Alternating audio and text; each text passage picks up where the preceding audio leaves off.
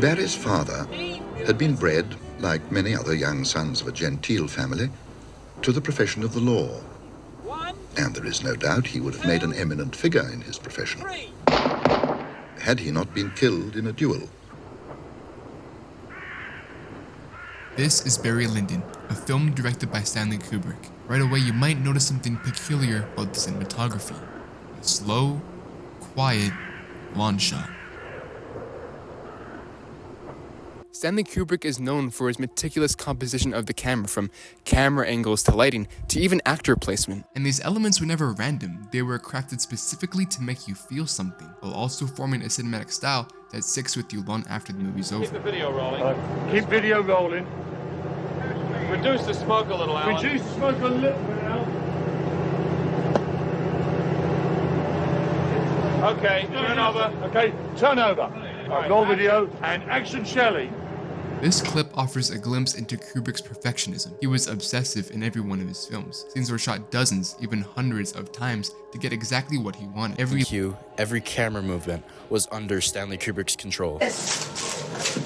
Pulled all my hair. I pulled hunks of hair out on the windowsill. And the back got cut. Need to trim that. Hunks of hair. Oh, look. Okay. It just comes Okay, out. right now, fellas. No rush. There's more to come, Charles. Come on.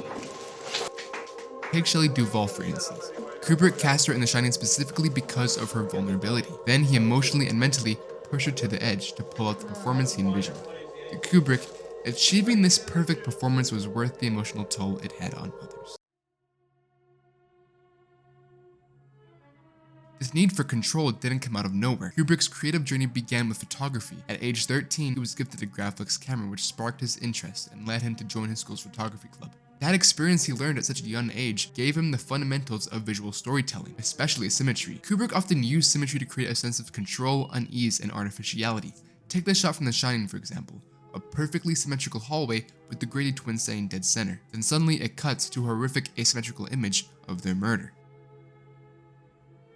The symmetry of the hallway makes the violence feel even more unnatural, like everything is just a little too controlled, a little too perfect. Kubrick's obsession with control appears in many of his other films as well. In 2001, A Space Odyssey, that perfection becomes alienating. The sterile environments, the robotic pacing, the computer HAL 9000, everything feels too exact and lifeless. The symmetry and the coldness of the film gives it almost an eerie and binary vibe, like we're watching the world drain of humankind. Kubrick's slow, calculated shots work on us psychologically. They stretch tension without offering immediate release, his environments feel indifferent or even hostile, and he often contrasts chaotic human behavior with orderly surroundings to emphasize the emotional disconnection. For example, in Eyes Wide Shut, there's a scene where Tom Cruise walks down a sidewalk. It was shot using a green screen and a treadmill, something that could have easily been filmed on location. But Kubrick deliberately chose to make it feel artificial, reinforcing the character's sense of detachment from the world around him. And this sense of disconnect isn't just like a piece of evidence of Kubrick's brilliance, it's also the embodiment of what we know now as the Kubrick stare.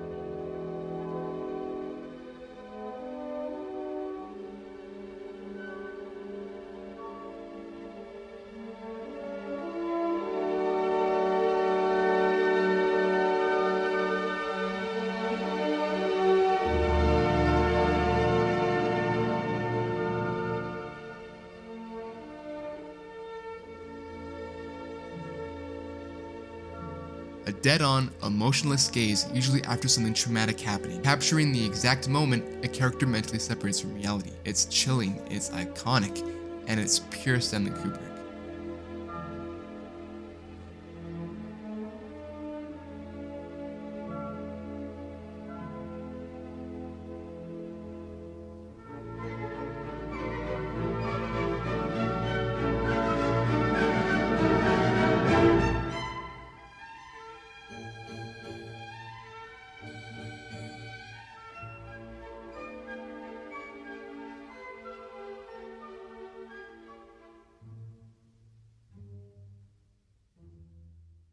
Something else that is pure Stanley Kubrick is this.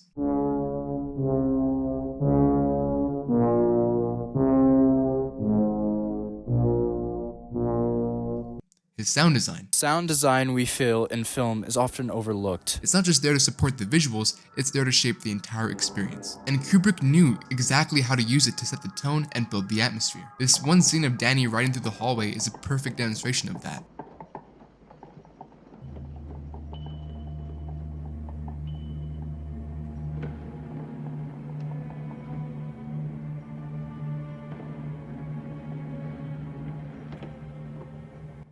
The scene isn't unnerving because of what you see, it's unnerving because of what you hear. The echo of the tricycle on the hardwood, the sudden silence on the carpet, and just the overall quiet ambiance all build tension without anything actually happening. In all his films, but especially his horror work, Kubrick knew that sound hit harder than visuals. It's the sound that makes you anxious, and it's the sound that puts you on edge. The Shining soundtrack doesn't just sit in the background, it is the essence of terror. That is what makes Kubrick's approach to sound so impactful. He didn't just want you to see the film, he wanted you to feel it as well.